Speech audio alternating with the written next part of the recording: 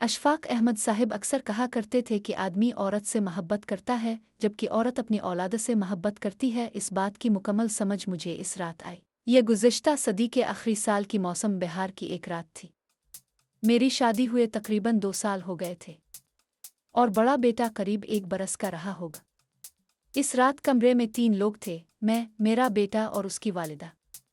3 में से 2 लोगों को बुखार था, मुझे कोई 104 दर्जा और मेरे बेटे को 101 दर्जा।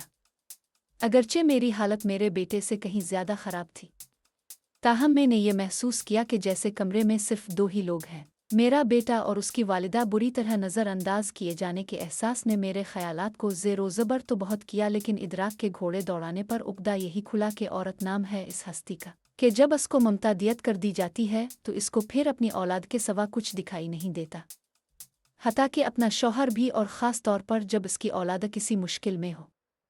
इस नतीजा के साथ ही एक नतीजा और भी निकाला मैंने, और वो ये कि अगर मेरे बेटे के दर्द का दरमान इसकी की वालिदा की आगोश है तो यकीनन मेरा इलाज मेरी माँ की आगोश होगी। इस ख्याल का आना था कि मैं बिस्तर से उठा और माँ जी के कमरा की तरफ चल पड़ा। रात के 2 बजे थे, पर जूँ ही मैंने इनके कमरे का दरवाज़ा खोला वो फ़ौरन उठकर बैठ गईं जैसे मेरा ही इंतज़ार कर रही हो। फिर क्या था, बिल्कुल 1 साल के बच्चे की तरह गोद में ले लिया और तवज्जो और मोहब्बत की इतनी हैवी डोज से मेरी आगोश थेरापी की कि मैं सुबह तक बिल्कुल भला चंगा हो गया। फिर तो जैसे मैंने उसूल ही बना लिया, जब कभी किसी छोटे बड़े मसले बीमारी का शिकार होता, किसी हकीम डॉक्टर के पास जाने की बजाय सीधा माँ जी शिफा खाना बराए तवज्जो और इलाज में पहुँच जाता। वहाँ पहुँचकर माझे कुछ भी कहने की ज़रूरत न पड़ती, बस मेरी शक्ल देखकर ही मसला की संगीनी का अंदाज़ा लगा लिया जाता। मेडिकल इमरजेंसी कल कर दी जाती। मुझे माँ जी के ही बिस्तर पर लिटा दिया जाता और इनका ही कंबल ओढ़ा दिया जाता। किसी को यखनी का हुक्म होता तो किसी को दूध लाने का। ख़ानदानी मुआलिज की हंगामी तलबी होती। अलगर्ज तवज्जो और मोहब्बत की इसी हैवी डोज से आगोश थेरापी होती और मैं बीमारी की नौयत के हिसाब से कभी चंद घंटों और कभी चंद पहरों में सेहतियाब होकर डिस्चार्ज कर दिया जाता। यह सिलसिला तकरीबन 3 माह कबल तक जारी रहा।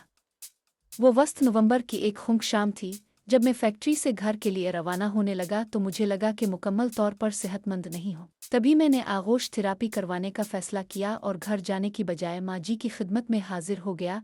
लेकिन वहाँ पहुँचे पर और ही मंजर देखने को मिला। माँ जी की अपनी हालत काफ़ी नागुफ्ताबा थी। पिछले कई रोज़ से चल रही फेफड़ों के आर्जा के बाइस बुखार और दर्द का दौर चल रहा था। मैं खुद को भूलकर इनकी तीमारदारी में जद गया। मुख्तलिफ अद्वियात दें, खुराक के मरूफ टोटके आजमाए, मुट्ठी चापी की। मुख्तसर ये कि कोई 2 घंटे की आओ भगत के बाद इनकी तबीयत संभली और वो सो गई। मैं उठकर घर चलाया। अभी घर पहुँचे आध घंटा ही बमुश्किल गुजरा होगा कि फ़ोन की घंटी बजी। देखा तो छोटे भाई का नंबर था। सौतरह के वामे एक पिल में आकर गुजर गए।